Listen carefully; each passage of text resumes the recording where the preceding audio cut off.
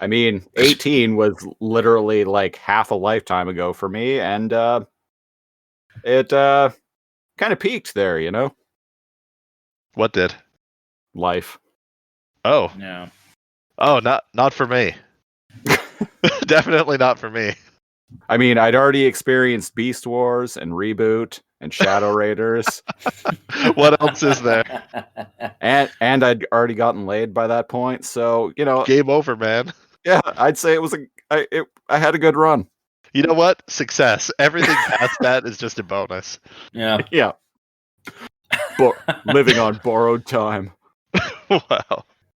Everything past that, you know, was just customer service jobs, alcoholism, and divorce. Oh, God. Alphanumeric.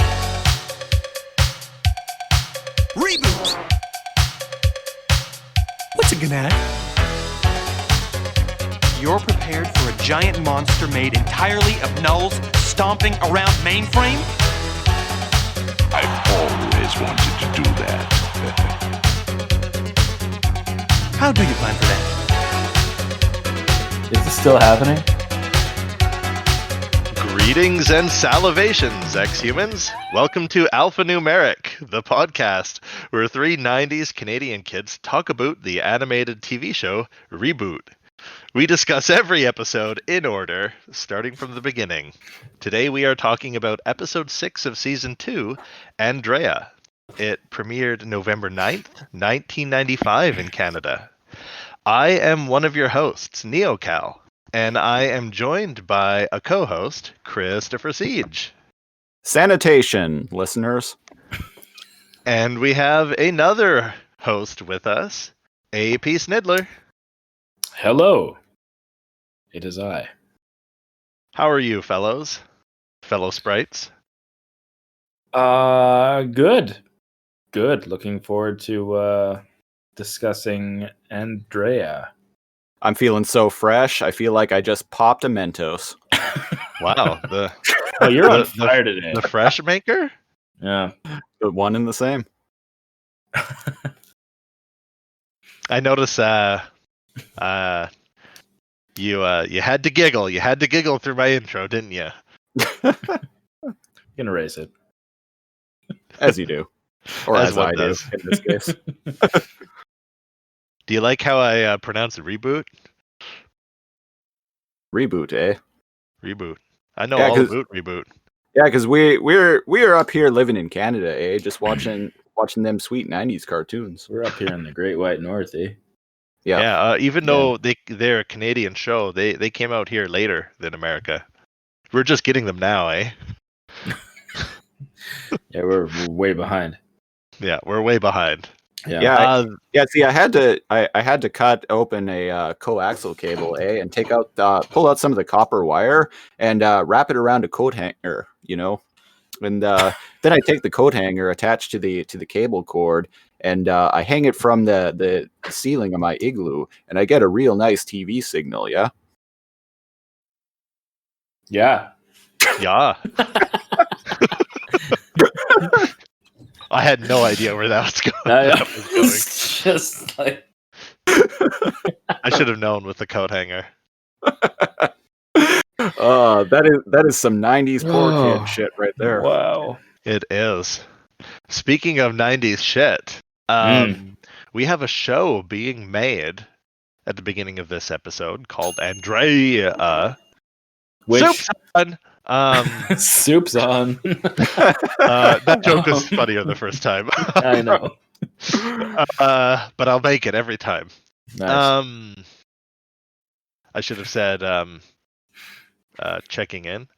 But anyways, AndrAIa, I understand that there's an AI in AndrAIa and they spell it funny, but the word is offensive to my eyes.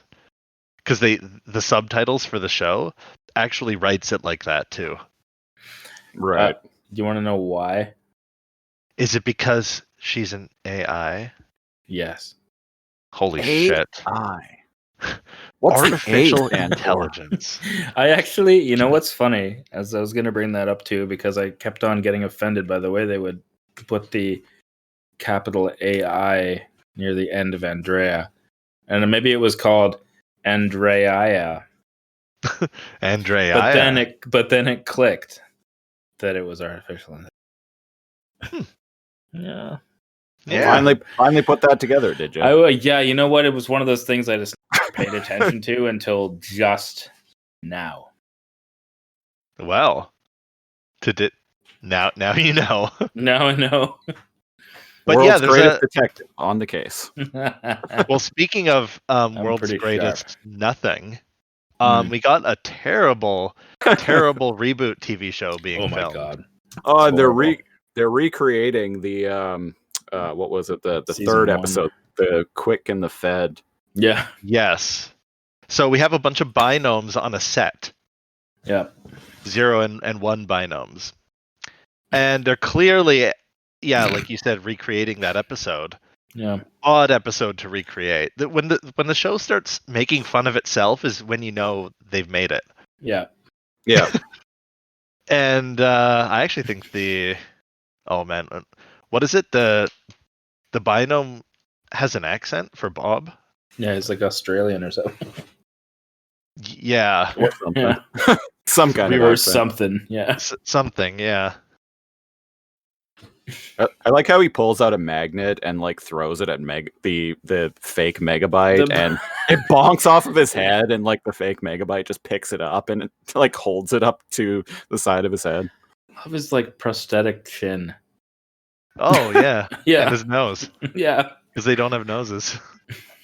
You could tell this guy wanted to be in actual theater. Oh yeah. Ugh. Hey. Ooh. This is some Shakespeare in the Park type shit. Yeah.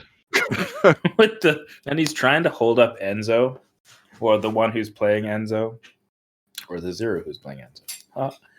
And he's just straining away, like you can tell everybody's struggling. It's 10 out of hilarious 10. stuff. 10 out of 10. I like the Yeah. little 0 binomes that are playing hack and slash. Yep. Yeah, and Megabyte falls back from the fake Megabyte falls back like clearly onto a Matt. yeah, like those big like inflatables that they put on movie sets for when people jump off of buildings or whatnot.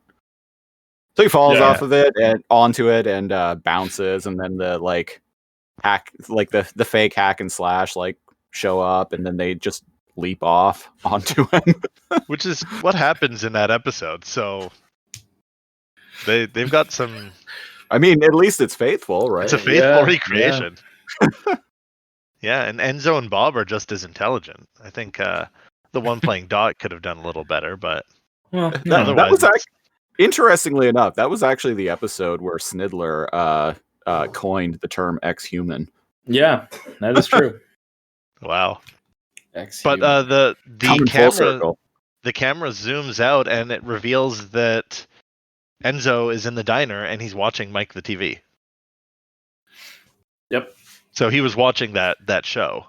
Yeah. And it kind of does a next time on whatever, right? And we get a preview of the next Yeah. show, and it's like a 1 binome, very clearly like dressed up as what's his name, Gavin Capacitor. Gavin Capacitor, yeah.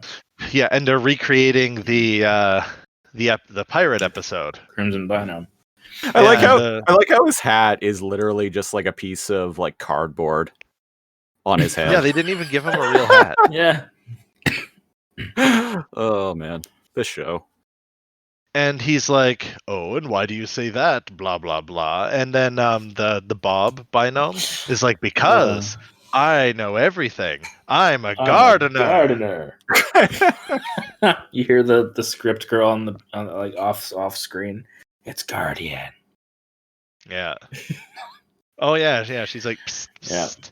it's Guardian. And I'm like, wait, these are the live, like these are the takes that the show Are they- uses. Are they How bad shooting is at the- 5? Yeah. Yeah, They right. got deadlines here. It's a weekly show. Come on, give them a break. God, even our editing process for this show is better than that. Yeah. It's a 1-man team. Yep. Christopher Productions. We offshore it to Christopher Productions. We don't pay him anything. Nope. It's a labor of love. Labor of love, listeners. Yeah. We do this show for you. Yeah, for free. Yeah. You get nothing from it. Nothing. You hear me? Or in my case, it actually costs me money. Oh God.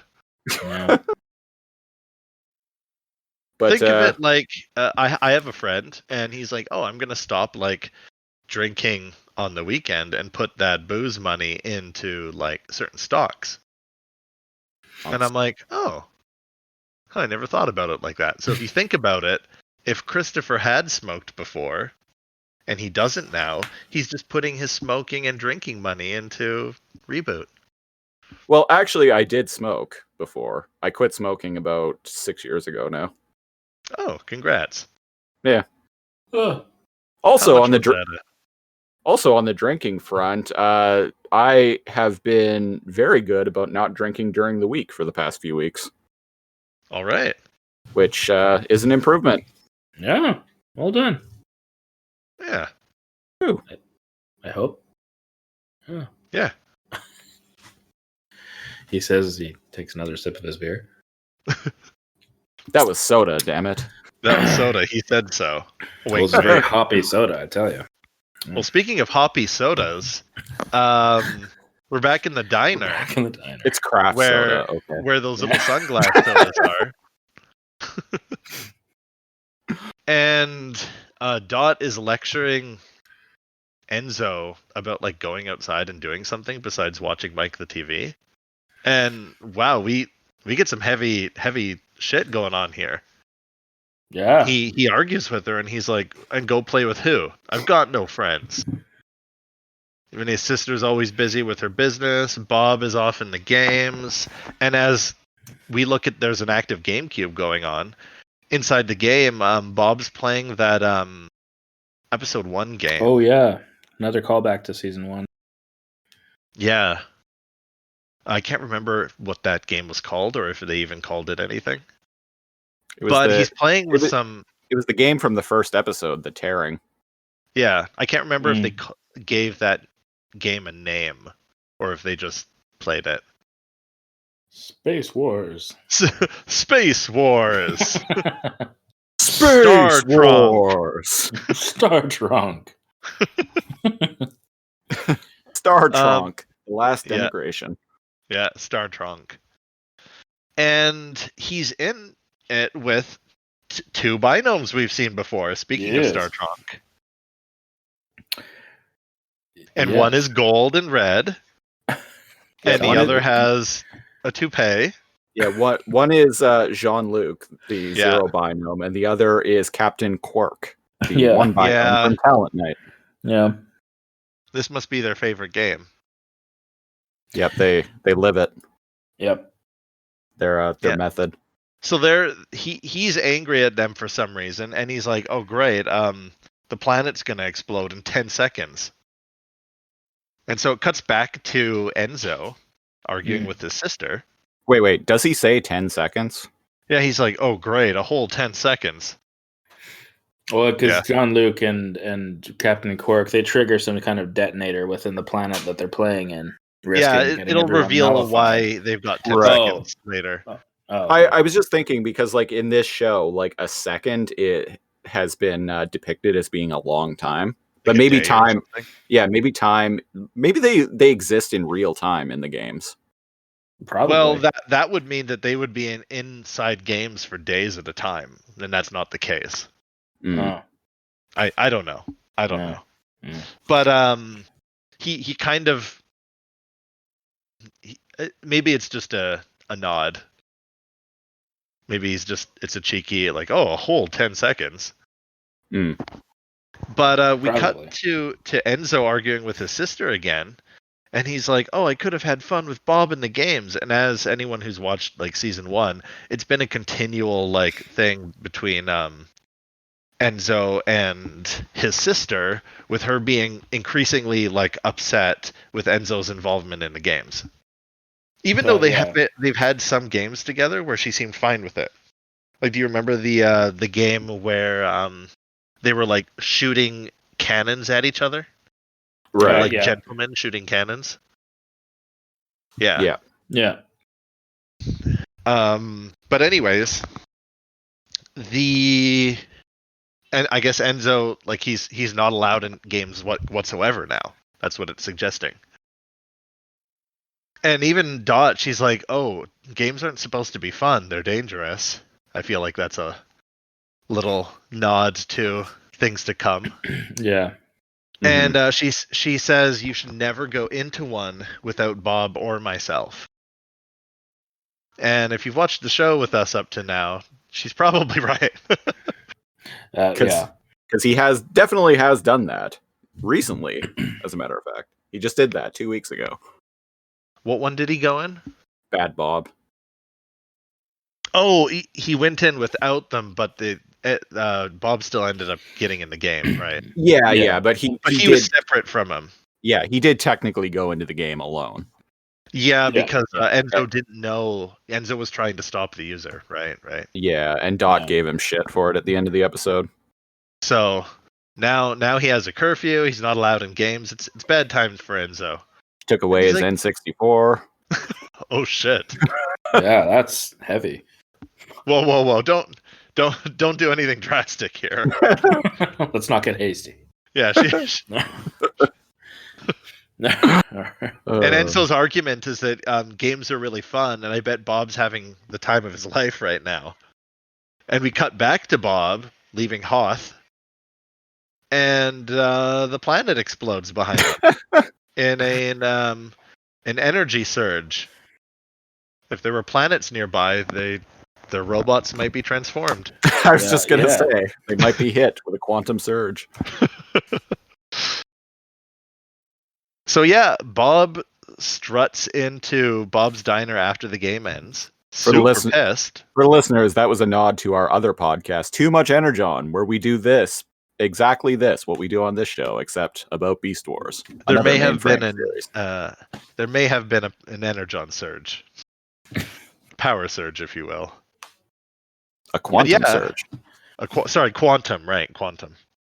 Bob comes back to the diner. Even though he won, he's super pissed, and he's followed by Jean-Luc and what was his name? Captain Quirk. Captain Quirk. Yeah. Quirk. It's like Kirk with a U. And I really like how he chews them out. Like usually I don't care about like each individual piece of dialogue, but this episode's got some shit. And he's like, I can't believe you did that. He looks really fucking angry here. Yeah. Like, really angry. I'm gonna send you guys a screenshot. And in fact, he's so angry that he accidentally dodges Enzo's tackle. It enters the POV where he's like running at him, and he walks right up to Jean-Luc and Quirk. That's a great picture. Quirk. Yeah. And Dot is like, oh, so things went bad in the game, and Bob is like, these two booted into the game and tried to win it by setting off an explosion capable of destroying a planet. And the camera looks at the 0 and 1 binom, Jean-Luc and Quirk, and they're so pleased with themselves. Just like, hey, man. Pat on the back. And I'm like, when the police are telling you did something wrong, don't act smug about it. That's what the feeling I'm getting about getting through this is. Yeah, that's how you get cuffed and taken to city cells instead of just being sent home. Instead of just being in the drunk tank. Yeah. And he's like, yes, it is a bad idea, Dot. Especially when you're inside the planet. And he shouts at them. Oh, why did you do it? Where is it? And when he asks, why did you do it? I just love the way he says Quirk is like, why did you do it? Yeah, he says that. And Quirk is like, I had to, mister. And he like smugly shakes his head. Bob's like, and all this guy kept saying was, make it so. And then engage. This fucking nerd. And engage. And this fucking nerd, it reminds me of oh my god, a Star Trek nerd. And he's like, "Oh, I actually said engage more times than make it so, actually." And I'm like, you know Yeah. what? Ban them from going in game. He can do that, right? Oh, Can't he? man.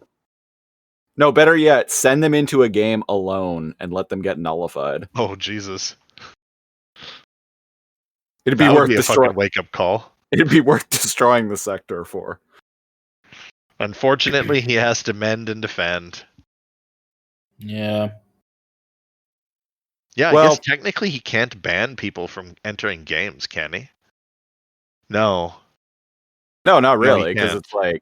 it's how would you even enforce that? Grab the CPUs and I don't know. Yeah. Well, Because you can just anyway. argue, oh, I was caught in it. Anyways, Dot, being the bureaucrat she is, she's like, well, why don't you give like mainframers a refresher course on games, a survivor's guide, that README file you have. That's actually a good idea, Yeah. Yeah, which is what Bob Which- says. which Hey, Bob that's not a bad acknowledges, idea. yeah. Yeah. But it Well is done, actually Bob. that is actually a good idea. this I would think that would be in like this kind of world. I would think that would be like standard operating practice. Like maybe everyone it's has to. been like a year or two since he's done that. Mm. Mm, Like maybe he did when he first arrived, and he's just kind of. They need another reminder. Maybe. Yeah. And this line made my partner laugh a lot. She's like, "Oh, Bob, like, what about like Enzo?" And Bob's like, "What, Enzo? I didn't even notice him." And Dot is like, "Exactly." oh. And there's like sad music playing in the background. Blue Burke. Yeah. And she's all like, "Yeah, we're both too busy running businesses or saving mainframe Yeah, to spend yeah. time with." It's like, And I'm like, "Hold up, you're giving Bob Wait. a lot of credit here." You are, yeah. You're just, that's a major. I would even self-pat on the argue that back. Dot like wins half the games. So Yeah. yeah, when she is in a game, she definitely helps. Yeah. But she's not always in them. can you Whereas imagine Dot- Dot as a guardian? Yeah. That'd be rad. I was very quick to answer that. Yeah. I said no right off the bat, but then again, yeah. Now that I think about it, yeah. She'd Yeah, be a she's great already- guardian. Yeah. I don't know. And Green. but Bob has that tenacity, and he has the free time to fly off and make sure he ends up in the games. Sometimes, very infrequently, he doesn't make it. Yeah. Yeah. And Bob says something here that's pretty important. He says, "Main or He hasn't got any friends. Enzo doesn't have any friends because there aren't many sprites left after the Twin City was destroyed." Oh man. The Twin City was destroyed, Yeah. and Dot looks really sad. Yeah, And he goes, Bob was like, "Oh, I'm sorry, Dot. I didn't mean to." And she reveals, it's just that talk of the other city reminds me of my father. So now we're hearing about a whole different. yeah. And- This is like the first like snippet of like backstory we've ever gotten in this. So show. now we know why it's just her, why it's her and her brother. There's no one. Yeah. And Also, presumably, that Twin City is Lost Angles. well, presumably Lost Presumably. Angles. Presumably, yeah. Yeah. Because And- like Lost Angles like is this like destroyed like kind of wasteland that is connected to mainframe by a bridge. That makes sense. So some world building going on here. Yeah. And speaking of, we're not even done this little info dump. I'll try to move it along quickly after, but there's a lot revealed in this episode. It's quite lore heavy. Mm. T. Jeez. Earl Grey. What in the net is T. Earl Grey? No, I'd like to jump back Yeah. a bit. Bob says, "Oh, it wasn't," because she mentioned her father, and he says it wasn't his fault, Dot, The experiment just experiment. got out of control. Yeah. Mm-hmm. And Sorry, she said, on I just whole- wish he were here now. What happened? So it's not just Lost Angle. If it is Lost Angles, it wasn't just Lost Angles was eaten by a bunch of games and everyone was nullified. There was presumably an experiment. Mm-hmm. And if there is, I don't know. Like I'm going into this having only seen like some of season 2 and like basically none of season 3 or 4. So this is where it starts breaking up for me, right? And this is also where the show starts actually like becoming much more serialized. Mm-hmm. Yeah. 'Cause up to this point, it's been extremely episodic. Yeah. Very But much so. but yeah, we're moving into a more serialized format. I believe right around here is when the show was canceled by ABC and was became a strictly like YTV production.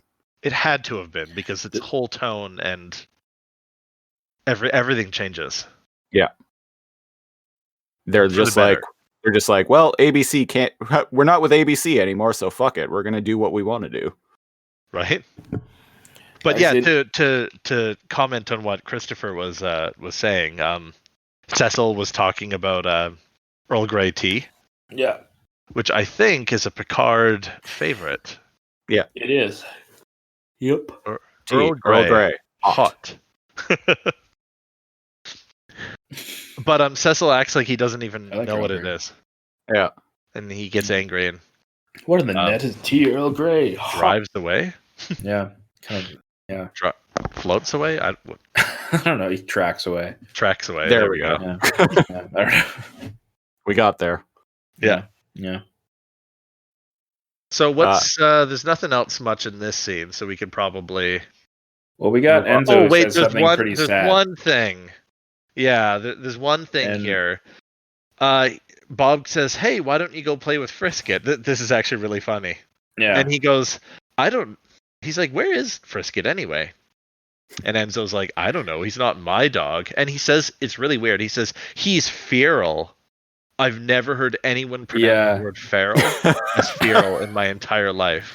Yeah. I don't actually think that's pronounced right, but hey, UK people, maybe they say feral. I'm gonna And look it up. it cuts to Frisket. Enzo's like, you know what that means? He could be anywhere, doing anything. And it cuts to Frisket. Go ahead, Snidler. No, it's cuts to Frisket fighting pirates on the Saucy Mare. Oh yeah, it can Yeah. be pronounced feral. Oh, really? According, Oh, cool. according to dictionary.com. And it Today I can learned. be, but should it? Should it, Christopher? Yeah, and even the Crimson Binom is there trying to fight with him, and Farrell's just feral. Frisket is just having a grand old time fighting these pirates. And I know I made the joke before, but like, who's the true guardian of Mainframe? Oh wait, no, the pirates are working with Dot actually. So That's why is true. Frisket fighting them? I like to just playing. no, I like to think that Captain Capacitor came back just to get revenge on Frisket because he really hates dogs. Because Frisket is such a bad boy. Where is that bad boy? Bad. I have a word to say with him. That's me. And that word is bad. Bad. That word is feral. By the code, he be feral. Yeah. So to Snidler, you were going to say there's one more tidbit before we move on. Oh where, yeah, Enzo says something really like Go. sad, where it kind of Go gets ahead. you thinking more. Hang on, I'm watching it right now, and he says he's got no one to play with. he's got no one to play with, and it's all Dad's. If he hadn't deleted sprites, I'd have some friends. Yeah. I remember just thinking to myself, you cut out a bit there, yeah. Bro. Like, yeah. Now It's we're all learning Dan's stuff. fault, and if he hadn't deleted most of the sprites, I'd have some friends. Yeah. I've Shit. got a lot of questions. He's the last small sprite. So that means that most of the sprites in... Sorry, I sneezed. That's okay. Most of the sprites in mainframe, not just the younglings, but Youngling. most of the sprites in mainframe are gone. I mean, it makes yeah. sense. We don't really see any other sprites besides Bob, Dot, and Enzo. Yeah. And that like groovy, like purple, like vampire sprite and Al's. Oh, right. The one who can like levitate and he has like a robot arm. Yeah. Right. Yeah, that badass motherfucker. That we've only seen like twice. Then there's like as far as mainframe goes, like Mouse comes and goes, but other than that purple Vontrue looking motherfucker, Yeah. I can't really. Yeah, that's pretty much it. So why did all the sprites live in the Twin City then, and all the binomes live in mainframe? Maybe that was where the higher income housing was. Yeah, all the rich people lived in the Twin City. Some classism right there. And apparently something happened and they weren't even nullified. They were deleted. So straight up dead. Yeah. And Enzo throws a fit and runs out the door sobbing. Yeah. Actually, that also got me thinking. There's a lot of nulls on Lost Angles. Yeah. Yeah. Yeah. A lot of nulls. Whole lot of There are nulls. a lot of nulls on Lost Angles, but like Christopher had said, presumably because that whole area is kind of like trashed, look like chunks of it have been deleted here or there. It kind of looked like it was from like just losing a bunch of games. And it could be because it's across a bridge and it's kind of off the beaten path. Yeah. But that could have also been where all the rich people lived. I don't. They were all red in color. Yeah. I don't know. So perhaps we'll find out. Well, perhaps we'll find out later. If we do, it's going to be new to me, so that'll be exciting. Just a theory, anyways, from my point of view. Yeah. So we cut to the principal office. I guess there's like a big seminar happening. Bob giving a TED talk. I just want to point out to the listeners real quick. I actually remember all of this, so I know like where everything in the show is going. I've even rewatched later seasons recently in the past like few years. So I know everything, but I'm not revealing anything for Cal's sake and for the sake of listeners who maybe haven't watched the show before or haven't watched it in a long time. All the way through? Yeah. Or haven't watched it in a long time and they're going week to week with us, maybe? Yeah, so point is, don't at me, please. Yeah. Yeah, I and the too, super fans who are like irritated by that, that's the format we're going with. Yeah. Right?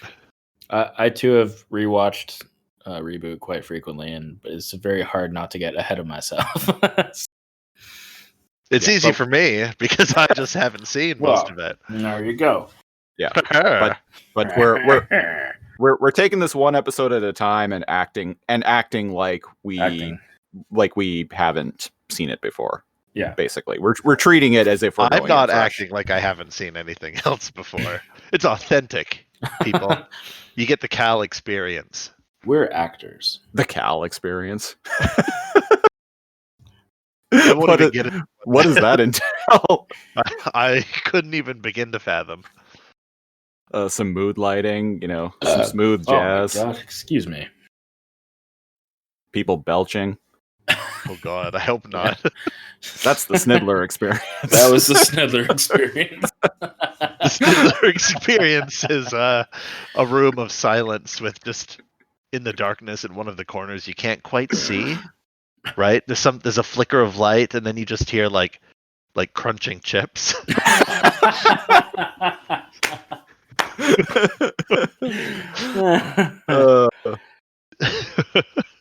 Oh God! But to jump back into the episode because it's a heady one. Bob is giving a giant TED talk. Oh, the windows of this place look really cool. It looks Yeah, like he's- gigantic. He's giving a TED talk to a two-dimensional crowd. Yeah, it looks super Hey weird. man, if you don't pause it on it or look too hard, you don't notice that there's like 40 Took guys. Yeah, it's true actually. It reminds me of the crowds in Lot of- like wrestling games. Yeah, from, wrestling games. like old wrestling games from like They're Oh, just yeah. stretched out like JPEGs, like layered one after the other to show the different like rows or aisles of people. Sort of Sometimes they animated. were animated. Yeah. Yeah, Like they had like a GIF image with like two different frames. yeah. Like one guy might have a sign, and the next frame he'd be lowering it and then lifting it again. I mean, that's basically what crowds at sporting events are like right now in the real world. So Holy shit, you're right. So this is authentic. yeah, cardboard cutout. Yeah. It's so dumb to me, but I'm not really a sports fan. But I'm like, You're not into sports ball? no, but I'm like, just like, don't put like fucking cardboard cutouts of people in the stands. Just like, Why not?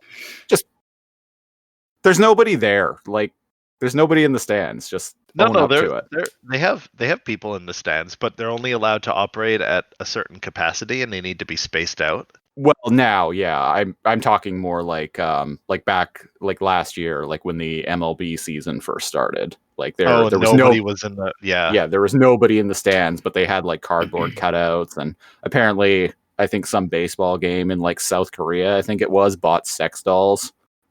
See, they didn't know they were sex dolls. No, they didn't. just hired but- a company to fill the seats, Yeah, and that company reached out, and someone ended up like replying with, "Oh yeah, like I'll do it for like this amount of money." And the funny thing is, some of them were holding signs advertising for the real dolls, that's amazing. Yeah. and I'm like, hey, Wow. free advertisement. See, that I'm okay with. That's just good business. Yep.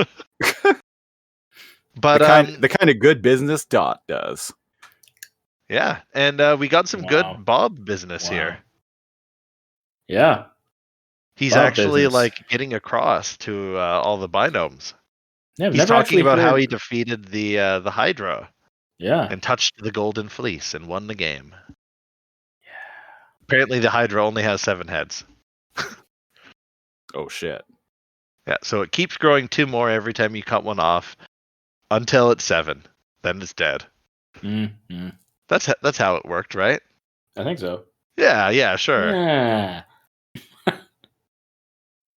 Yeah. And Bob's like, so to recap, there are 3 rules about games. Mm. Rule 1, do not enter games.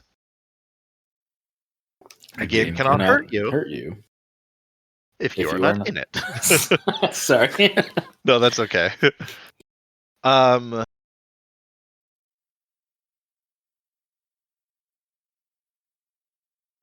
Do anything Sure. you can to get. Rule number 2: get in a game, fight or fight or Yeah. hide. That was it. Yeah. Now leave it to the leave it to the Yeah, so if you professionals. can't like help, like don't get in the way. Yeah. Rule number 3: defeat the user, either by destroying it or winning the game. Yep. This is And this actually is pretty. This is pretty cool because like this is the first time like the show has actually like really explained games to the audience. Yeah. Yeah, wouldn't this been a good primer for like episode 1? Yeah, like I mean we've kind of figured games out along Yeah. the way just by watching the show, but this is the first time the show has actually bothered to really like explain. Well, Like, speaking of explain, he starts taking questions and he's like, Bob, and he's like, you there with the hat. And in front of Took guy, there's a fancy yeah, very tuxedo dapper, button. That's a top hat, man. very Yes, and dapper he's like- motherfucker. Yes, is it always a good idea to reboot? Yeah. And this is And, interesting. He says, go ahead. Yeah, Bob is like, rebooting usually provides useful equipment or knowledge about the game. Ah, so that's interesting. You actually gained some knowledge from doing it. So that's not how always. whenever like let's say someone reboots and they're in a plane, right? Or a tank. That's how like Enzo knows how to operate a tank, Right. right? Like he reboots and then he's like, "Oh, it's like downloading Kung Fu in the Matrix." Yeah. Yeah. But they haven't shown us that. Yeah, So this is that's also the first time that the show has really explained what rebooting is. Yeah. yeah. Odd that it's taken season and 6 episodes.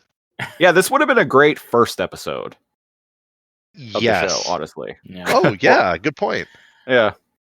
Which is interesting Some of because it, yeah. like I was saying earlier, that I believe this is right around the time that they got canceled by ABC. So, and from here on out, the show becomes extremely serialized, especially compared to what's come before. So I wonder if this was like in a way like them kind of like quote unquote rebooting the show. Interesting. Like this is like almost like a second pilot, essentially. It feels very like this is a better episode 1 than episode 1 was. 100%. And I'm gonna jump forward here. One Binom asks the question, what kinds of sprites are there How many in types games? of game sprites are there?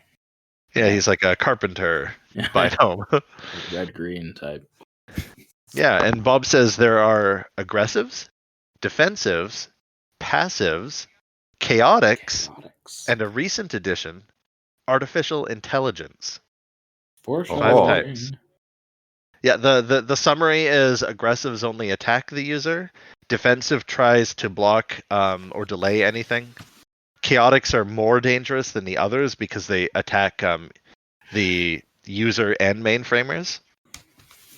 Passives are kind of like hints, or they reveal helpful information, or they're not dangerous.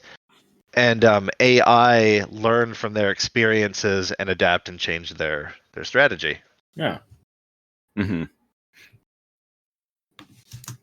Yeah. This is and again, like this is new knowledge. Like the show is actually explaining more about the games and like the type of sprites that they encounter in the games. Like you were saying, this is a better first episode than the actual first episode. By far, yeah. Like if you happen to randomly catch this, you're like, holy shit, this show looks pretty cool. And instead of it just being an info dump, the game is fucking cool too. At least I think so. Yeah. Before we get into that, as everybody's not evacuating, as everybody's leaving the TED Talk. Yeah. He yells at them, and remember, next homework for blah blah blah next week are chapters blah blah blah, Pong through to Space Invaders. Yeah. And I'm like, oh, so Bob's gonna do like a weekly thing? That's cool. Also, I find it interesting that he's acknowledging real games. I would go to that TED Talk. Oh, you're right. Yeah. Yeah, he's acknowledging real games for the first time. Yeah. Pong and Space Invaders are both real games. Yeah. Yeah. They're starting from the basics, moving their way up. Classics. Yeah, so there's some interesting dialogue I want to point out here before we jump into the game. What is it here? Oh, Fong kind of is like, oh, so man, sometimes Fong is very wise and sometimes he's very dumb. And he's like, oh, Bob, I heard about Enzo's problem. I have a schematic for a robot friend. And I'm like, no, dude. Just don't.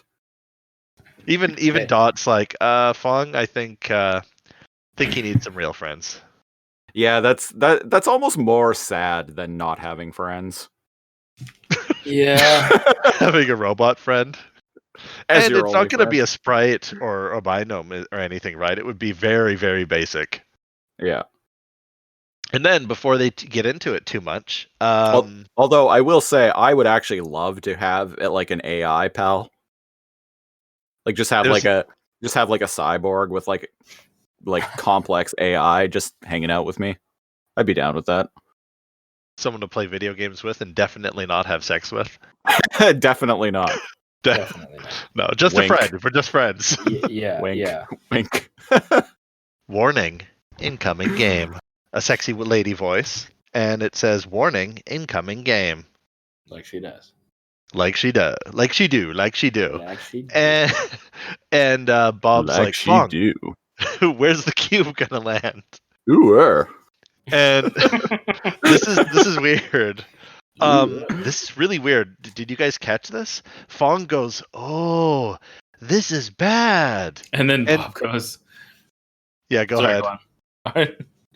Yeah, Bob goes, Is it? "Is it very very bad?" Right. I laughed. And I'm like, what just happened? What exchange was that? I rewound it and watched that like 3 times over, and I'm so confused by that. Is it? Fong's like, "This is bad," and Bob's like, "Is it very bad?" And I'm like, Is it very bad? Hey, Fong? What Nudge? was that about? Nudge, nudge. How bad is it, Fong? Like, I don't. That was so weird, weird to me, He's like trying to lean into his catchphrase. right? Yeah. Oh, that's what it is. He's trying to, He's like, kind of smiling. nudge him and say, "This is bad, very bad." Is that what he's trying to do? Yeah, Yeah. exactly. Yeah. He's Like, Okay. Bob's smirking here, so he's like, "Oh, that's my line." So what he's doing is it's a nod to his own catchphrase. Yeah. Okay. I found that interaction so strange. I thought he was like trying to make Fong say his catchphrase. Like, how bad is it, Fong? Huh? Huh? Is it very bad? Would you say it's very bad? And Fong pushes up his glasses. He's like, "Oh, it's normal bad." That's normal bad. No, he said it's going to land in Bodway. sufficient levels of bad. Sufficient levels of badness. On the diner, to Bad. be exact. Dot looks scared, and she's like, "Oh no, Enzo!" In the mountains of badness. And wow. And Fong, because he's like he understands people the best. Apparently, he's like, "Oh, Enzo in his pathetic current state. Who knows what he will do?" Oh, man. But like when we cut to Enzo later, he's fine. Yep. Like he's not like, "Oh, I'm gonna go in this game and kill myself." Like he's fine. He's like, He's "I'm just gonna do cool, something a game. fun. Yeah, like I'm just gonna what's Fong worried of? He's been in like 10 games before. Well, just gonna I mean, he's only like 11 at this point. He's not like 15 yet, so he's not quite at the point of I'm just gonna fucking die. Oh, good point. He hasn't learned that he's experienced all life has to offer, and it's only He downhill. hasn't learned that that's an option. Oh my god. Well, when you're like 15, 16, 17, 18, you've experienced the highest of highs and the lowest of lows. So what's the point of going on, right? Yep. I mean, you lost your first girlfriend. It's all downhill after that. I All the mean, emotions you feel are the strongest any humans ever felt in the world. I remember what it was like being a teenager. Youth. So how today is I Sentinel getting today I on? learned that I didn't learn. I kind of knew it in the back of my head, but it was confirmed for me that because off air Snidler had pointed out like that he's referred to as Wally, not Waldo. And I was like, I think he might be called Wally in the UK. And so I looked it up, and indeed, that is true. He is only known as Waldo in North America. Oh shit. Huh. The Yeah. more you know. Huh. Continuing to Look at learn that. on this We're podcast, learning things. Not even As- about ReBoot. as we do every week. Yeah. You're welcome. You're welcome, listeners. Meanwhile, there's script guys like slamming his desk, being like, "Oh my god, I can't believe they haven't mentioned this and this." They're talking about Waldo. Anyways, I I just realized Cecil is being taken out by number 5. Yeah, he's being carried. It's kind of funny. Oh shit! I didn't Yeah. even notice that. I didn't catch that until just now because I was like, well, Cecil's fucked. But no, he can be like dismounted and like carried out. He yells, "Don't be a ninny! Get out of here!" I was like, what? I kind of wanted to see Cecil in this game, like reboot. Yeah. Would he like turn into a boat, a submarine, Yeah. A talking boat. right? a French. I have That'd be legs. I can finally move. And then Enzo's like, those are fins. You're like a shark person, and he's all like, such freedom. Such freedom. You losers, and he just And swims then away. Taking it. Game over. No. Yeah. So close. So My close to real legs. transformer. My transformer. Oh man. Yeah, so the GameCube's coming down on Dot's coming. Diner, and Yeah. Bob and Dot are zip boarding toward it, and she's all like, "I told Enzo to stay out of the games," and Bob's like, "Yeah, but did you tell him to move if one was dropping right on top of him?" That is such like young adult logic, like adolescent logic too. Yeah. Yeah. Oh, but she didn't say I had to move if one was falling on me. Not gonna And I'm lie, like, that's Bob's right. that's probably what I would do too. Bob, yeah, that is such a kid thing. You told Oh, I me mean- like I not mean talk now. to strangers. You told me not to talk to strangers, not to stop strangers from talking to me. So, anyways, I got free candy. Oh god. So, You need a It's- ride? I have a black Oh. van. Oh Jesus. but is there candy inside? Yeah, and ice And a cream. puppy. Ice cream and a puppy. I can't lose. Anyways, This this is taking a game, dark turn. Blimey. this game is underwater. Yeah. Under the sea. You know, I've never actually seen that movie. You've never seen Waterworld? What the fuck is wrong with you? No, actually, I haven't. As we've talked about before. Oh, that's right. Yeah. We have talked about this. My It's a good partner movie. has just revealed she has not seen Waterworld either. Well, You know what we're Oh, doing? shit. change that. Change that, sir. We're doing a Waterworld viewing party when all of this COVID shit is over. It's like Mad Max meets Little Mermaid. I love it. I'm going to justwatch.com to see if Waterworld is available on anything. sea. Under the sea. Kevin Costner, Under It the is- Sea. It is on Netflix, according to Just Watch. Holy Hey. shit, it's on Netflix? Yeah. That was the weirdest clap I've ever heard. Wow, someone got really excited about that. How did you even make that sound? How are you making that sound? I'm literally just drumming on my lap. Fapping. Oh, you're drumming. Okay. Yeah. No. Remember this? This is fapping. Oh, that too, yeah. Yeah, yeah. Is that a pen? Just clicking my pen, man. Pencil dick.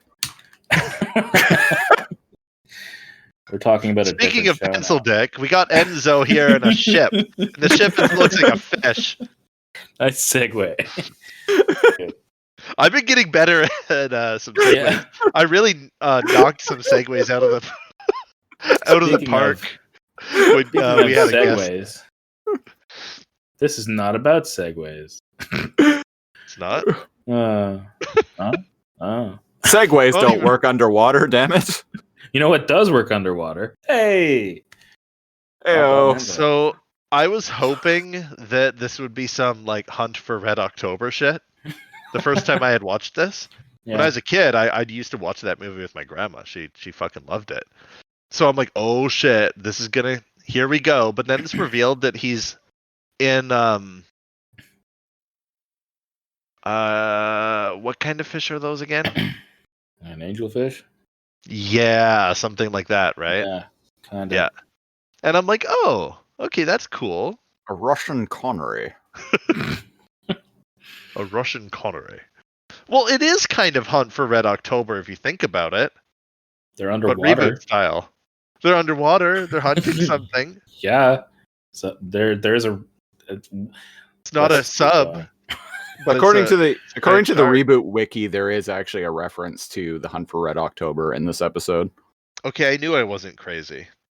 Also, I great can't movie. think of it though. That's a great movie. Yeah. Yeah. I've actually, I'm not like a big reader, but I've actually read a few of the Tom Clancy, Jack Ryan novels. Yeah. Oh, I I didn't realize you were 50. I read them when some I was a reason- teenager.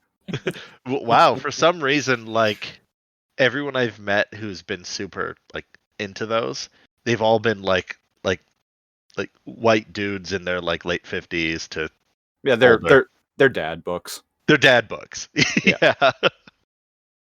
But But yeah, no, I when I was a teenager, because I liked quite a few of the, because already by that point, like the Hunt for Red October, Patriot Games, and Clear and Present Danger had come out, and I liked all of those movies. So I'm like, hey, I'm going to start reading these books.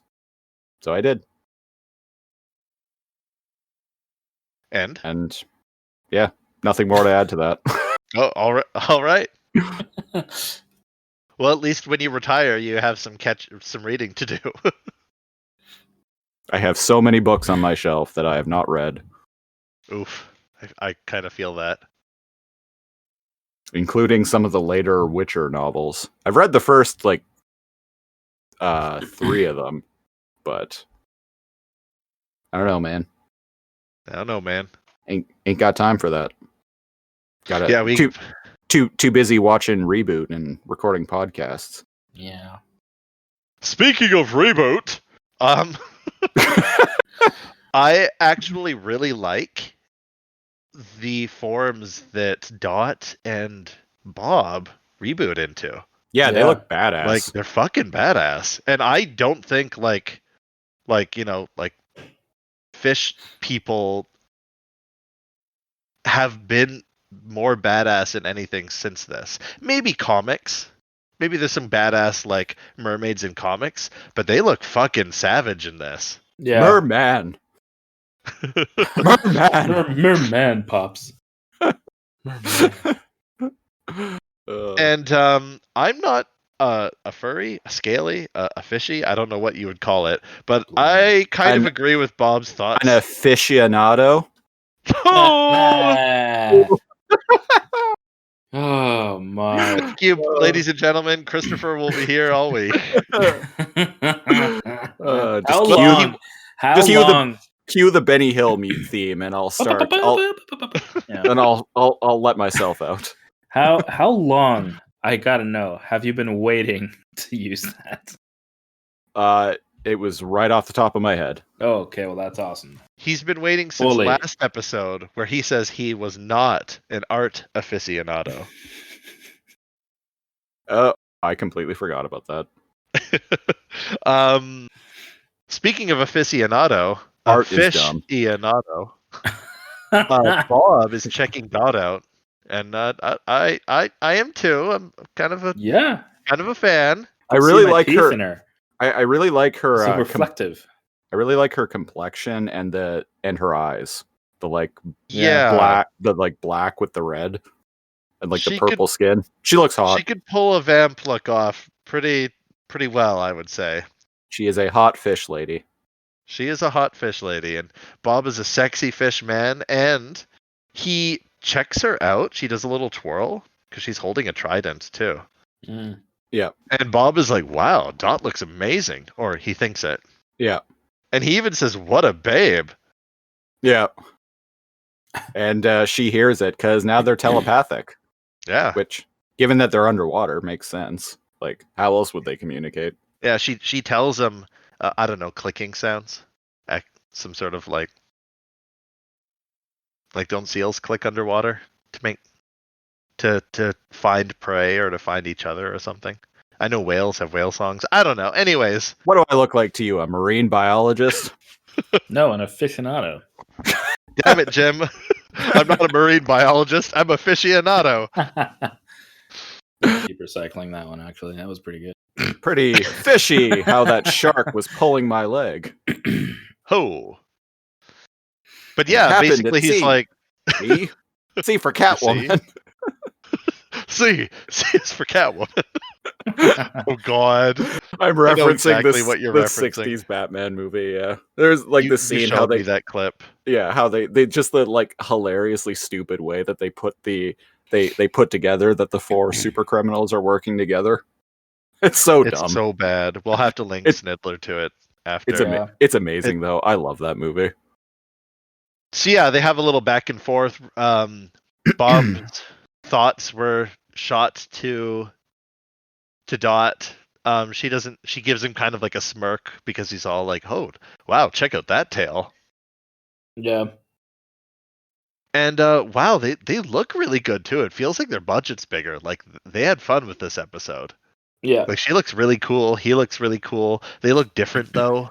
She's got a giant trident, and like his arm is like can slice and dice. I wonder if after they got canceled by ABC, YTV gave them more money. Hmm. They must have. They look cool. He's Yeah. kind of like an eel, and she's like a shark, based on their Yeah. tails. But I'm not a marine biologist. Nor are you an aficionado. No. I was like, I'm not doing this again. Yeah, I refrained. I waited for someone else too. So yeah, he can like. The reason why I also think he's an eel is because he can shoot electric attacks. Oh yes. Electric eel. Right. You know. Apparently so powerful that also Bob has like sharp nails. I feel like they should have gave Dot the sharp nails, but she's got like gloves for some reason, and I'm like, why would she need gloves? Because she is a lady. I guess. I like her shell earrings. Like I don't even know what that means. Oh, Bob I has don't either. gloves She's a too? lady. That She's was a eerie. lady. Wow. She's a lady.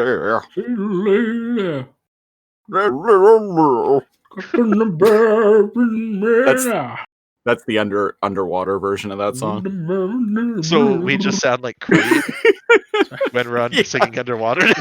Basically. Oh, that's that guy's secret. Thank you. That's the secret. He That makes and- music for fishes. That and alien Fishes don't have any conspiracies. good metals to listen to. This is a metal album for fish. It is now. Yeah. Oh god, we are all over the place. Okay. Yeah. So the So we user get is to a see the fucking user. shark. He's a giant fucking shark. He's a megalodon type thing. I don't know. Is he a giant shark or is he a submarine? It's Maybe a both. megalodon. Why not both? I think every kid from the 90s learned what a megalodon was and thought it was the coolest. It's Yeah. like, picture the biggest shark you've ever seen, and like it's even bigger. It's like so big it could like eat a school bus full of children. It's like so thing. big that it can fight a Tyrannosaurus Rex. On land. On land. We get to see AndrAIa Yeah.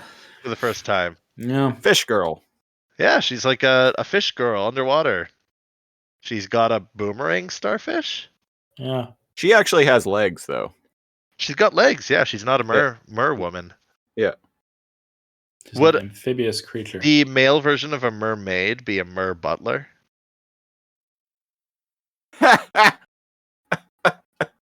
Why haven't I ever asked this before? I don't know. Because it's but I not don't know the mer answer. woman, but everyone's like, oh, but a male one is a merman, and I'm like, no, they're mermaids. So that means Mermales. the male version would be a mer butler. Mer people. Mer people. Mer people.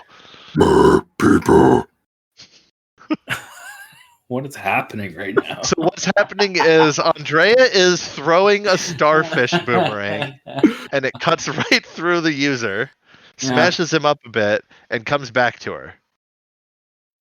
Yep. Yeah. Punches user a doesn't hole like right that. through the tail. You know what? He's not actually. it's actually a type of fish that's more like a whale shark, which actually uses baleen. It's more like a whale than a shark because Yeah. it has baleen in its mouth, not shark teeth. I think. Well, Right? I'm Yeah. having a whale of a time. Good. So Bob and Dot go off and oh, sorry, I forgot. Before AndrAIa gets like taken out by the user, Enzo scoops her up in his like fish submarine, Fish marine. Fish- Submarine. fish ship. Do you like fish ships? Fish and chips? Is that Yeah, it? his fish and Yeah. chips. Yeah, he's captain and of the chips. SS Fish and Chip. Oh, well, I know what I'm having for dinner. Yeah, I was Fish just gonna chips. say I'm really hungry now. Burgers. Yeah. Yeah. Fish chips. So I kind of actually, now that I'm looking, I kind of dig Dot's like glove. It's like got talons. It's like a vambrace. Yeah. And she makes a mine, like a spiky like underwater mine thing while they're trying to fight the user. Is what, And is they what they hide. were talking about earlier. Yeah. Yeah. And They she's even like, ask, what is a what- piranha mine? What's a piranha mine? And we get to see the user's tail hits it, and like a couple hundred like voracious piranhas start eating his metal exoskeleton. But it reveals there's a like a metal skeleton inside, so Yeah. the user's kind of like semi-organic, like machine. Like when it goes over the eye, it just shows on the eye to indicate. Just shows that- like an X. Yeah. That's how you know things are dead in cartoons. Yeah, exactly. Yeah. Their eyes are X's. User is But- more machine now than fish. But something weird happens that we've never really seen on the show. The user dies, flickers, and just comes back. Yep. All right. Yeah, he's got extra lives. He's got 15 to be exact. Uh-oh. Tane. And then Dot says, Oh. Yeah, she What takes a line from Bob. She's like, this Yeah. is not good. and Bob just goes, this is my line. So far, Fong and Dot has taken Bob's line in this. They've come close. Yeah. Is it very bad? Why did you say I don't know. I just wanted to say it like that. Is it very bad? Is it very bad? Oh, it's bad. It's so bad. Say how bad it is, Fong. Tell me how bad it is. Tell me how bad I am and pull my hair. Okay, now we're on to a different fan fiction podcast. We were Fong. Yes, So sir, we're- Bob. Yes, sir. Yeah. Wow. So we get creepy Enzo looming over this fish AndrAIa's unconscious body, observing the body of a If I were woman for the Enzo. first time. I would if I were Enzo. Oh, Lord. and she hisses at him. She does. Yeah. I like it. She extends her nails. I was like, Yeah. whoa. He And gets it's so like, joke's on you. I'm into that. Yeah. he gets so scared his eye patch flips up. That's a very cartoony thing. That's- Boing, boing. Yeah. I like the cut back and forth. Like I said, this whole episode and the game especially, like, man, this is a good episode. Yeah. I'm tipping my hand too much, but like when the game in an episode is with the code master and it's on a train, oh jeez, I don't even want to think about that. easily We will- the worst episode of We will ReBoot. never Anyways, speak of that again. Oh, yes, we will, because I can guarantee it's going to be in my bottom 3 of this Yeah. season. Absolutely. Yeah. God, yeah, good point. Where the heck are we? Oh, we got Bob, and they look so cool. Oh yeah. Like I They look feel like brilliant. they should have had more aquatic games. Like even the way they did their ears is unique. They're like Yeah. fin like the what's it called? Like What are the flaps, side like- fins? like Dorsal gills. fins, almost, or gills? Oh no, they have them on their Speaking of neck. Waterworld. Yeah. Well, they got gills and the little fin ears. Yeah. So they blow up the user. He comes back. They do a bunch of shit to try to take him out. And I'm like, what's this competition? Where are the enemies? Well, I guess we'll get to see them later. Well, Enzo's talking to one. Yeah, I was just gonna say, Enzo has effectively kidnapped one. Yeah, he's like, oh, cool spines. Are they acid or poison? And she lets her guard down, and she's like, not poison. They paralyze. She kind of says, like, with an innocent voice. Totally Good random. acting. Totally random. Totally And I'm like, random. that is poisonous. Or sorry, that's venomous. Right? Like if they can paralyze, that means she's venomous. Yeah. I actually talked about the difference between venom. She's literally venomous toxic, and guys. poisonous. She's literally toxic. Oh shit. Red flags, So- Enzo. Red flags. So Enzo's asking the wrong questions. He's like, "Are they acid or poison?" They're neither. They're venomous. Remember, you don't want to eat poisonous things, but venomous things want to eat you. That's fair. Venomous fair. things inject like venom, and poisonous things have poison to prevent being eaten, right? So certain Yes. frogs are poisonous, but a scorpion is venomous. Yeah. Yeah. On the Yeah. latest episode of the Discovery Channel. These two idiots Next week on Animal Planet. on the history, you learn more than you had from any other shows. These two Yeah. guys talk about really shitty science. Some Right ancient after astronaut ancient theorists aliens. believe.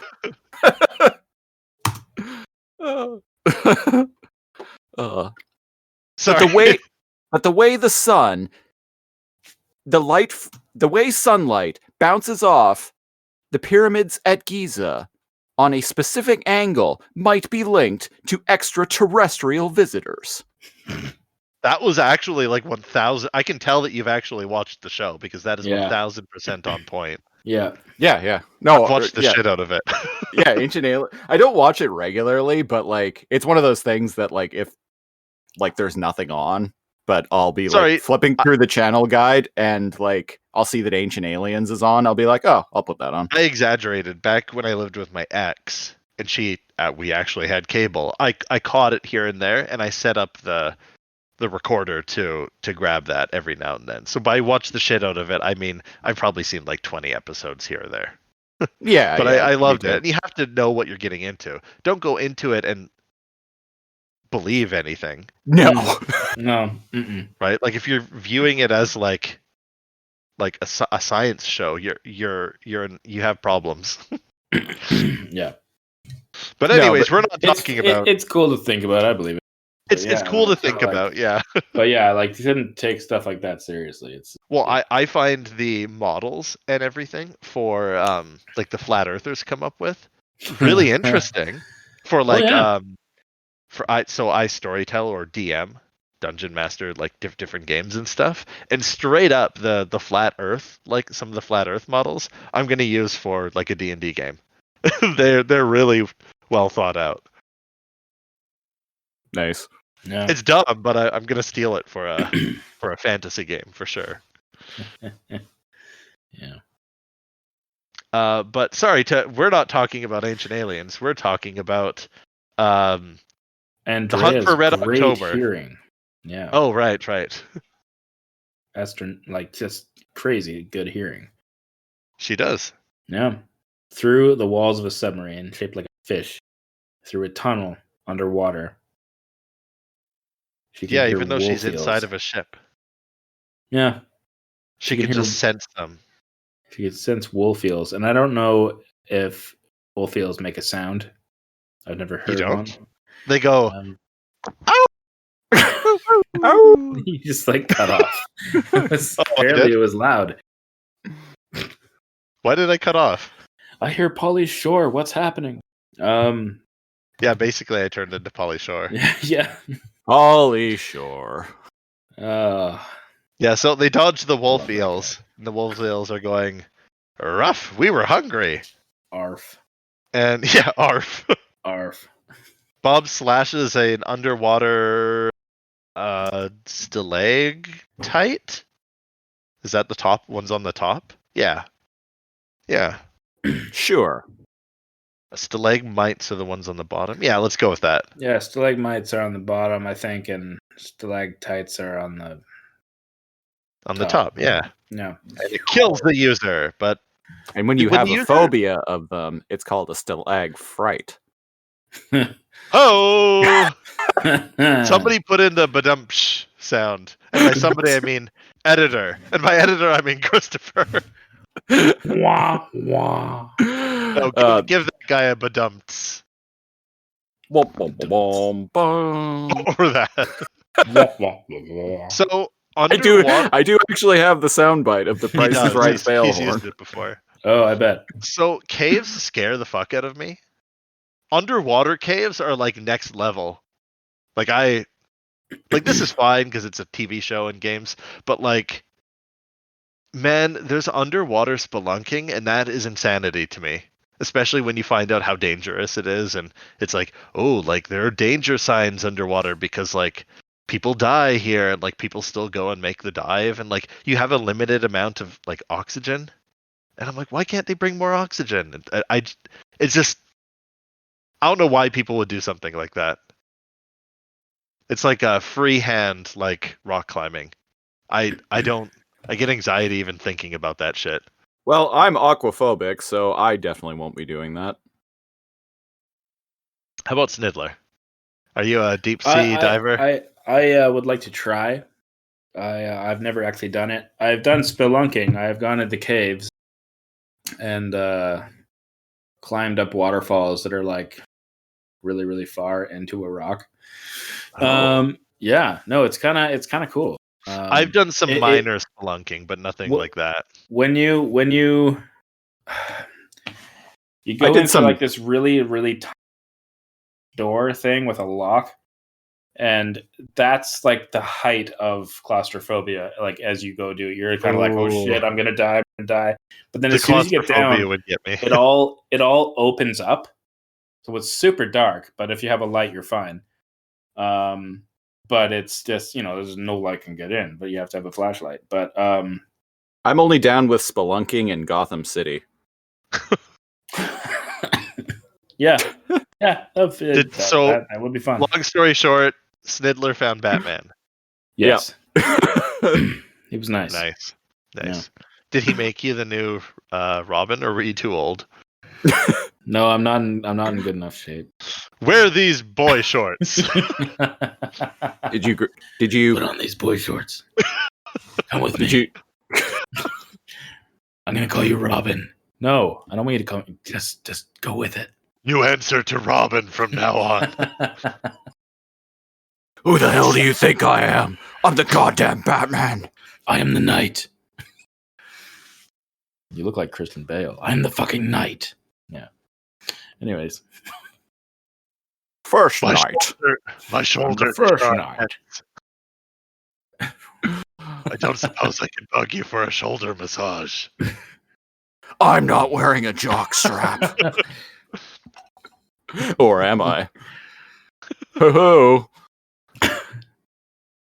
It's, Well, I it's would. I would. I don't even know what we're talking about anyway. Hey, We're talking Dots. about Enzo. and- Right. Yeah. Dot's icon is red and black to match her red and black eyes. I like it. I I like it. like it a lot. I like it a lot. I say that a lot and I forget what it's from. It's from Dumb and Dumber. Oh, that's what it's. Yeah. I say that so much, and it's like one of those things that have persisted since I was like 12, but that I forget what Yeah. it was from. Dumb and Dumber, Yeah. right? Big gulps, huh? Cool. Well, see you later. Okay, this is completely off topic, but the whole "move it or lose it, sister" line, I actually used that when I was on tour with a band, and I was told that all my gear was going to be put on by the baggage people, and I was like, okay, cool, I'll just leave it right here, right? And they're like, yes. So then we just take our time. We go over to the terminal at the airport, and the drummer looks out the window, and he's all like, hey, is that your stuff all over the ground, like over there? And I was like, Oh, no. yeah, why the hell is it over there? He's just like, oh, I don't know what's going on. So then, well, our plane is about to leave, so we just freaking sprinted all the way across, down the escalator, like through the entire fucking... It was all the way at the other end, somewhere. I forget, Calgary. And yeah, I just grabbed my stuff, and me and my buddy Al, both of our stuff, and we just sprinting back to the plane that we have to catch in about 30 seconds. And this is a group of people, and I just start yelling, "Move it or lose, sister!" I just felt privileged to be able to have used that line. To use it in a real context. Yes. Yeah. And did they move it or did they lose it? Oh, they moved it. They absolutely moved it. They saw me coming, and yeah, didn't give them much warning, but they moved it. Good. Yeah. I like the part in Ghost in the Shell when Major Kusanagi has gone all cloaked, and they're like chasing down that one guy. Her and Bateau are chasing down that one guy on foot. And Bateau is like trying to run through this crowd of people, and he's all like, "Excuse me, pardon me, out of the way, police coming through." And then like it cuts to an overhead shot of him like with his gun out, and he's like, "Get out of the fucking way!" That was good. I love that movie. I'm not a big anime person, but Ghost in the Shell. The thing is, basically, Bob and Dot are kind of like out of mana, like out of power for their abilities, but the user has 8 more lives. So they come to the conclusion that they're gonna have to beat the user to the destination, to the treasure, because they can't kill him. Yeah. Enough times. And that makes me think, like, imagine they entered Mario, and like Mario had like 99 lives. It's like one of those guys. Yeah. What would they do? Or do they just need to kill him once? Who could say? I certainly can't. Yeah, so I don't even know where we are in the episode right now. Well, okay, so Bob cripples the user by like bashing in like part of his it looks awesome what he does. Yeah, he like just slashes, like brute force. Yeah, it's like T1000. He gets he grows like a spiky thing out of his arm, slashes the side of the user, and like punches in the thruster rudder thingy. Yeah, like with his fist. Like it just looks so powerful. Yeah, he's rad. He's like super Aqua Bob. Yeah.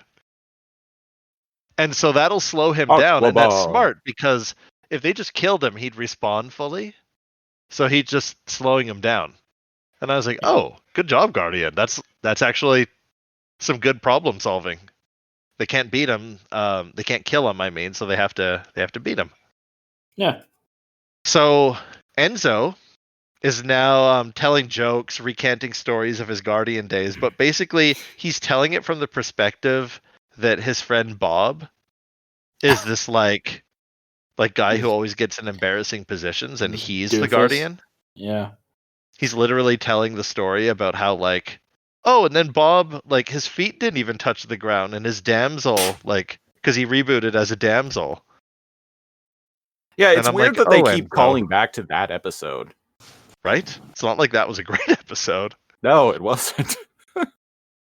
And man, it reminds me of some. Speaking of toxicity, it reminds me of some toxic people that just every story was about like a reimagining about like how their other friends were shitty, and I just and that's what he's doing here. It's like, tell stories of like you and Frisket getting up to shenanigans and saving the day. Like Enzo's done a lot of cool things. Why does he need to lie?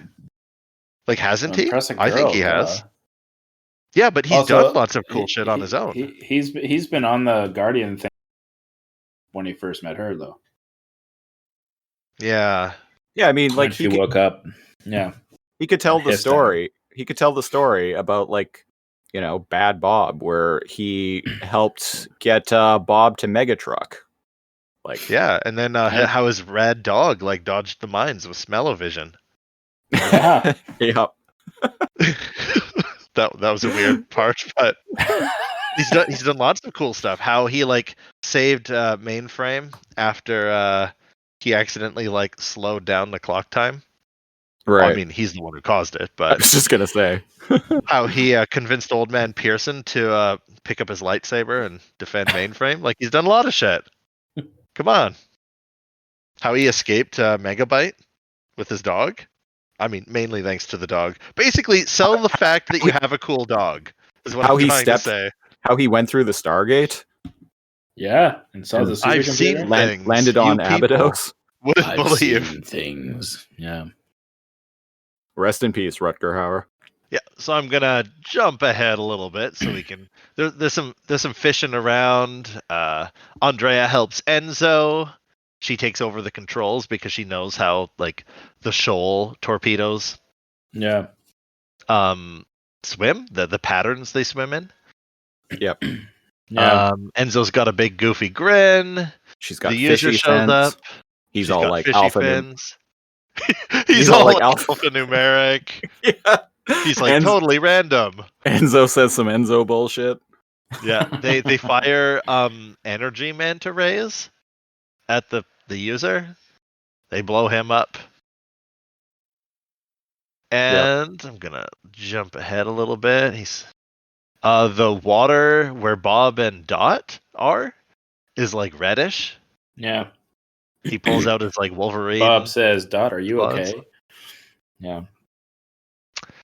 Ooh, 0 out of 10. Damn it. Damn it. I tried.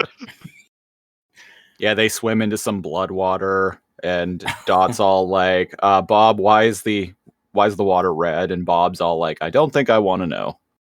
Yeah, and then we get to find out why. There's like a feeding frenzy of sharks.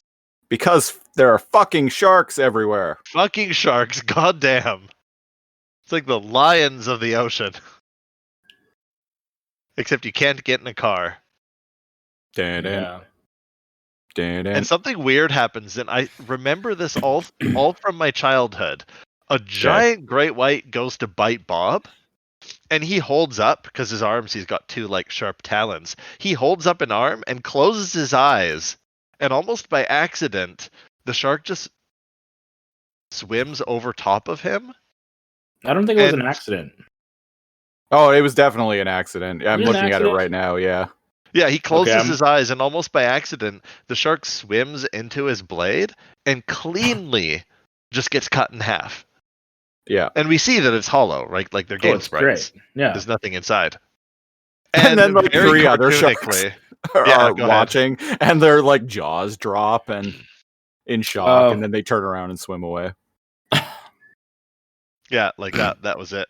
Fear Yeah, the these tendrils. sharks do. Yeah, I can see that.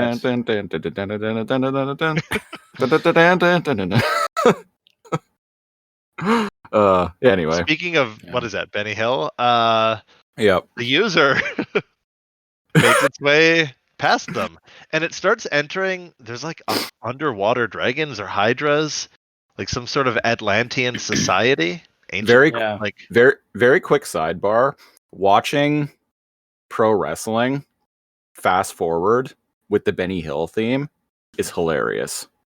I could picture that. It's quite amusing to watch like a WWE match Yeah, on yeah, fast I forward see that. with the Benny Hill music playing.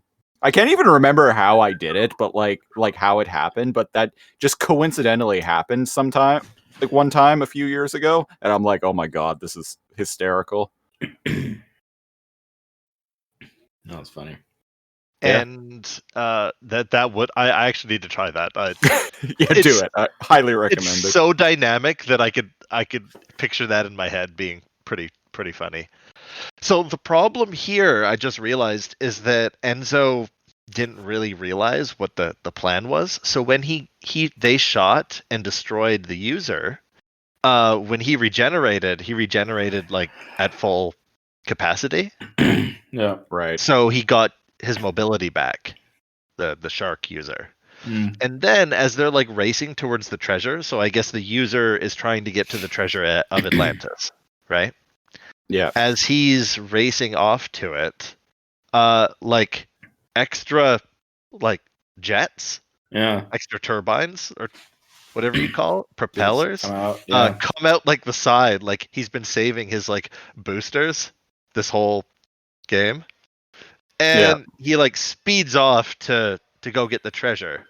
And just as all seems lost, Enzo in the angelfish submarine slams into him. Yeah, fucking collision course. It's actually pretty rad. Yeah. It- Yeah. It is, yeah. Yeah. Completely sacrificed, and his ship is useless and starts filling up with water after this.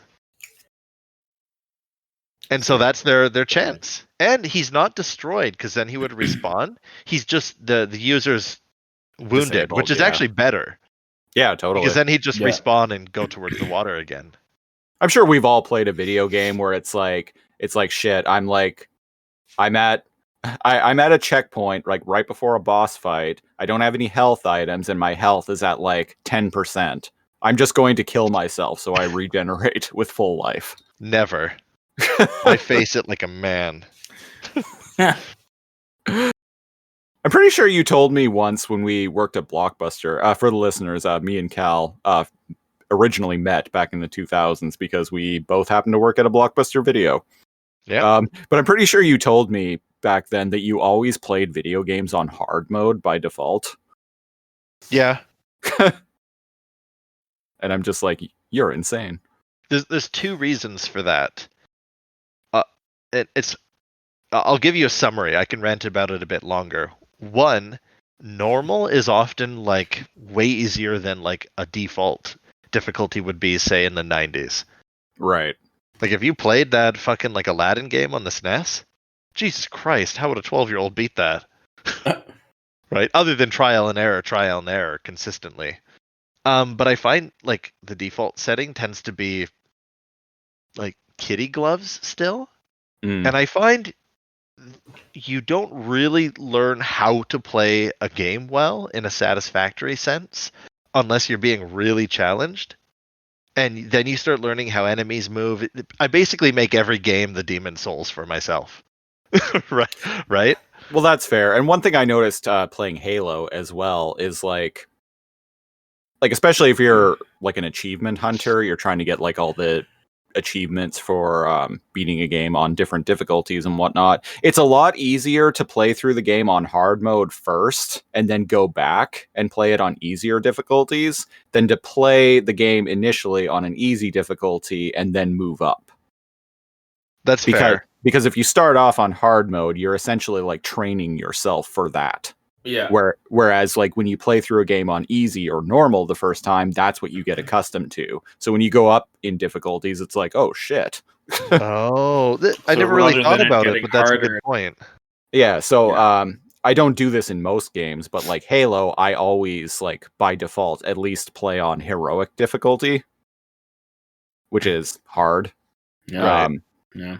Sometimes You're I play right. on legendary. That's a good but point. That's the yeah. point I was trying to make. You train yourself to play a certain way, and then the next difficulty is very hard. A good example of this, very quickly, sidebar. There's a game called Nier Automata. Yeah, sidebar of a sidebar. Nier Automata. And if I started playing, I started playing on normal, and the difference between normal and hard in that is unrelenting. Like normal was way too easy for me, but hard was like, oh my god, like what even is this? Like the Japanese go hard when they make their difficulties. I couldn't really get into that game, but I really appreciated it from a design perspective. Like how honestly, just how get past the first chunk. Just how like the game, like the gameplay shifts in real time from being like a top-down shooter to like a side scroller. Yes. et cetera, et cetera. I thought that was really the game design in that game was great. You know what? And I hate this because you know how some people are like, you need to watch this TV show, blah blah blah. Trust me, the first 2 episodes are but it gets really good. Yeah. If you get past the first like 6 hours, it's followed by 50 hours of some of the best gaming experiences I've ever had, ever. Wow. Okay, So maybe I'll go back to it then. yeah, I think it's on Xbox narratively Game and Pass mechanically. still, so. Anyways, after I played through like 50, 60 hours or whatever, I realized there were mechanics to the game that I hadn't even really been using because I've been playing on a difficult, like normal was too easy for me, but hard was way too hard. Right. And I was like, oh, you can counter in this game and you don't, like there's no block button. You just have to time how you move towards the enemies. Oh, you can do this. Oh, wow, there's a whole other game to this that I didn't realize. Anyways, Speaking of I agree games, with you. Fish We're in a Bob game. and Dot are swimming toward the treasure of Atlantis when Cthulhu attacks. Yeah, the Great Kraken wraps its tentacles around Tentacles. Bob and Dot, and I feel like it would have grabbed the user if it had gone and done that. They keep accidentally helping the user, like with all the sharks. They accidentally scared away all the sharks, Right. and they could have taken apart the user. And Enzo is in his sub and is all like, "Oh shit, we're gonna be nullified." And AndrAIa's like, "What's nullified?" And he's all like, "Wait a minute, you're a game sprite." Yeah, she kind of looks ashamed, and she's like, "Oh, I tried to tell you." And then it's revealed that Enzo kind of knew, but just didn't want to believe it, didn't want to listen to her. Yeah. Because he really liked her, and he thought he'd finally made a friend, and I kind of feel for Enzo here, but he is kind of being an asshole in this scene to her.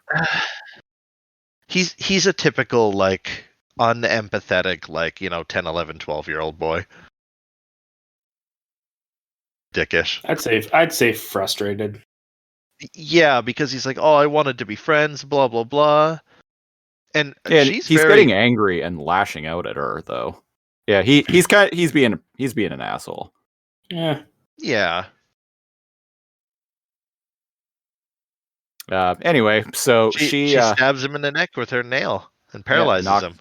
Knocks him out. She takes like an icon off of her belt. The AI icon. Yeah. And we don't see what she does with it, but as the user's about to approach the treasure and win the game, we see that AndrAIa must have loaded Enzo into a torpedo, and she shot him, and he flies, barely missing the user, and he hits the treasure. Yep. So AndrAIa wins the game by shooting Enzo at the treasure.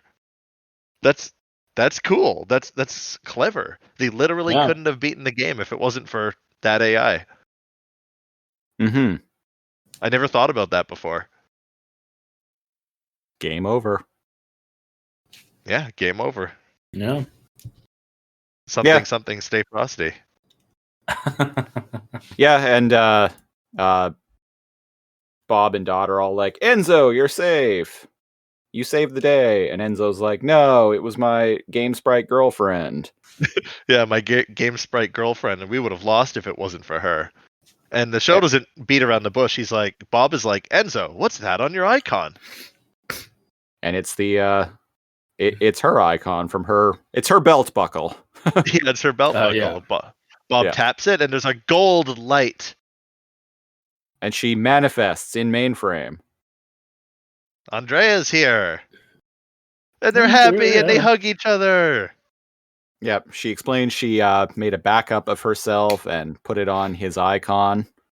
And that allows her to escape the game. And he's all like, "You can do that?" And she's like, "Apparently." It's like, I guess so. Yeah.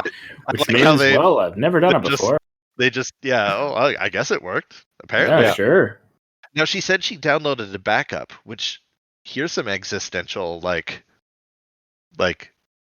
some existential, horror to think of. That means the AndrAIa that met him is still in that game. And this Right. is a copy of that AndrAIa. So if Okay, they ever play alternate- that game again, Alternate timelines. Oh. not even alternate timelines, she's just a downloaded backup. Yeah. She didn't leave the game. She's a copy. Yeah. That's Dun dun. So that means there's an AndrAIa in that game that remembers Enzo, unless their memories are wiped when the game is restarted. Yeah. Probably not, because like she's an AI sprite, which are designed to like learn from their Yeah. experiences, as Bob Yeah. explained earlier at his presentation. And that's why when you play Doom Eternal, an enemy just jumps out and peeks around the shoulder and peeks around the corner and just one-shots you in the head with a sniper rifle that it shouldn't be using. Because of all the other times you've played. And the last thing you hear is Tim Allen.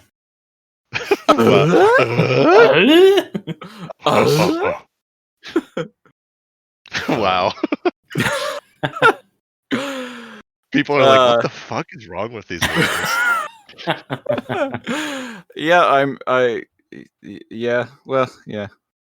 Haven't gotten any emails to that Well. effect yet, but I'm sure they're coming.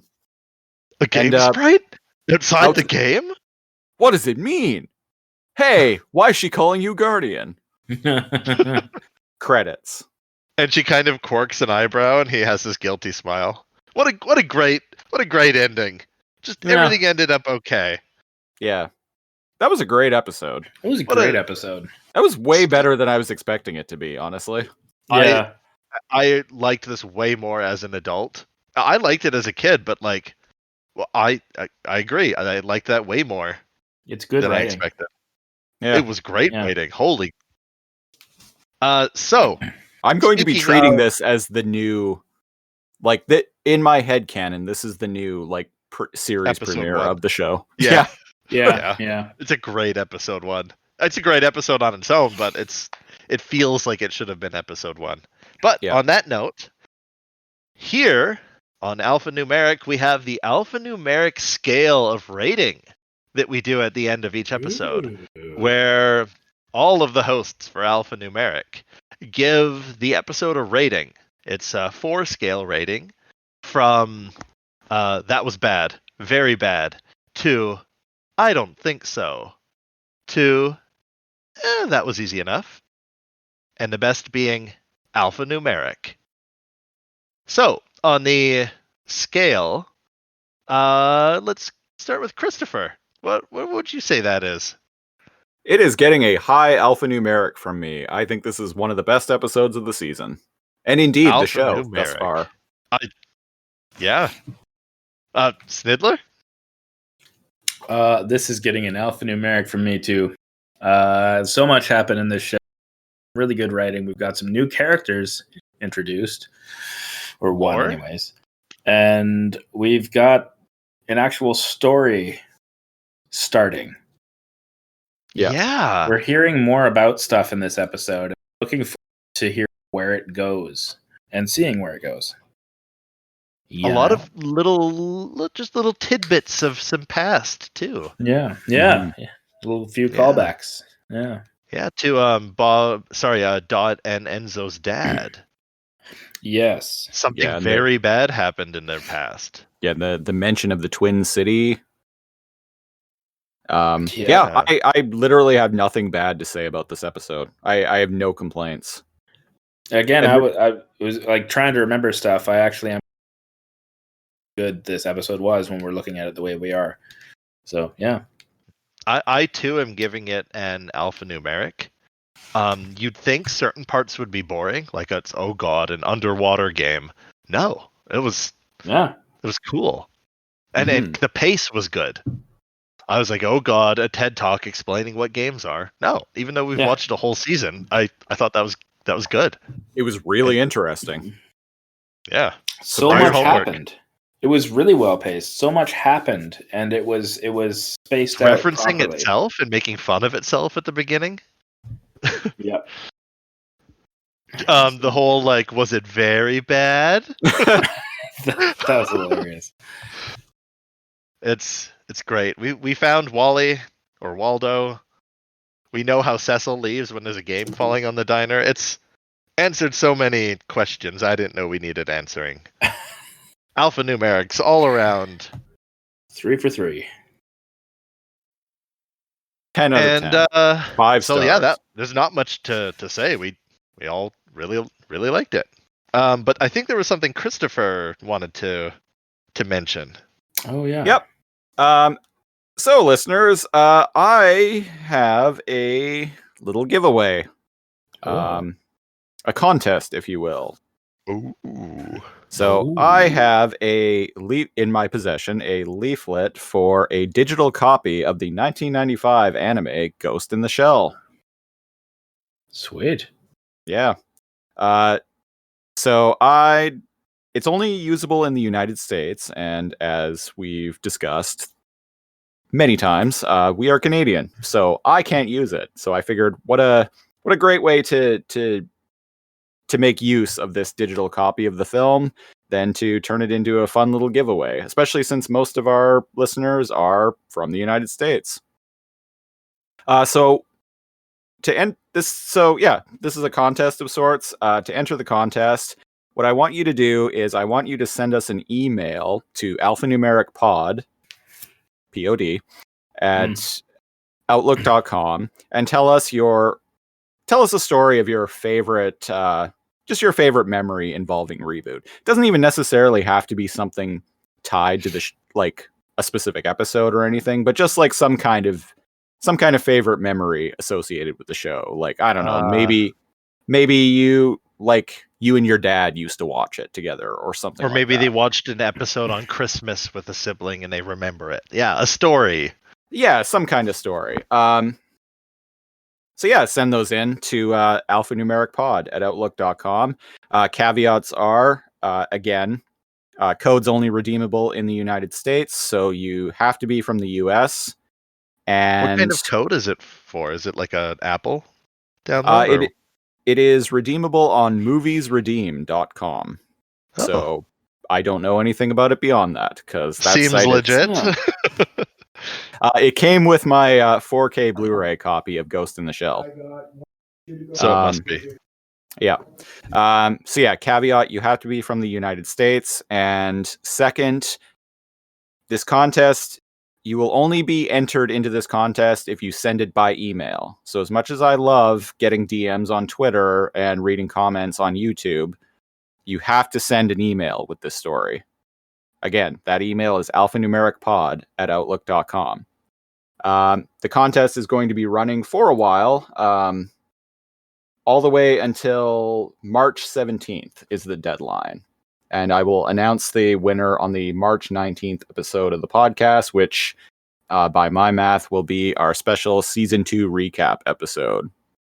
So yeah, send those in. Don't worry about, like... The winner is going to be chosen at random, so don't worry about like having to like embellish like this really like amazing story to think that don't think that that's going to improve your chances. However, like some of the more interesting stories that we get, I might read on the air. Yeah. So yeah, send that in, alphanumericpod@outlook.com. In the headline, put or for the subject, just put contest. Just so I know that that's what it's for. Yeah. So yeah, do the thing. Once again, do the thing and win some Do the thing. Ghost in the Shell. For the thing does you. Once That's again, kind of like ReBoot. Yeah. You have all the way until Wednesday, March 17th to get that in. So plenty of time. Yeah. Cal, where can people find us? Where can they find us? They can find us on our website, www.alphanumericpodcast. Is it com or ca? CA. ca.ca. The www is important in front of that, correct? Yeah. It doesn't work. It doesn't load otherwise. properly. Yeah, I've even made that mistake. You can also find us on Facebook. at the same place as YouTube as well, Laser Comb Productions. So that's Yeah. Lazor, like Lazor, and Comb as in COMB. And all of this is on YouTube. So if you like YouTube, you can listen to us there. And yeah, Where else also can on they Apple find us? Podcasts. Also on Apple Podcasts, Spotify, Google Podcasts, Podcast Addict, and a whole bunch of other podcasting services that I've never even heard Christopher of. has spared no expense. Basically, anywhere where you can download and listen to podcasts, whatever you prefer, that's where you can find us. If you're listening to this, you probably already have a place Yeah. that you're listening to us for. So, You but can also just in case. you can also find our other show, Too Much Energon, where we do this, except about Beast Wars, another mainframe show from the mid '90s. If Transformers are more your thing, or animals. My Transformer. For longtime listeners, you may notice that in our podcast feed, we used to have preamble and outtakes. I have removed all of those and spun them off into their own feed. So look on Apple Podcasts and Spotify for Lasercomb Outtakes if you want to listen to us bullshit for anywhere from like a half hour to an hour at a time about things not related to these shows. Yeah, what can go wrong? Yeah. Yeah. Many Nothing. things. Oh God. I think on we're that running out of note, time. I think it's time for us to au revoir. Yeah. Say la vie. Levy. Yeah, thank you. Thanks, Dad. Wow. Wow. Indeed.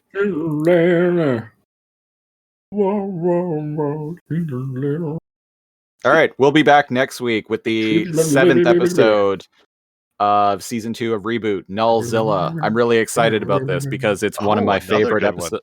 It's one of my favorite episodes of ReBoot overall. I've even It's so rewatched good. it recently. Yeah, I love it. Yeah. I love it, so I'm really excited to talk about it. I haven't next seen week. this since like 90. I haven't seen this since reruns of in like 98, 99. Like I haven't seen this in decades, so this is going to be exciting. Yeah. So we'll be back then, and we're running out of time. So we're gonna sign off. Game over. Total and dumb. Asta. She's a lady. Snidler's going crazy, and he's underwater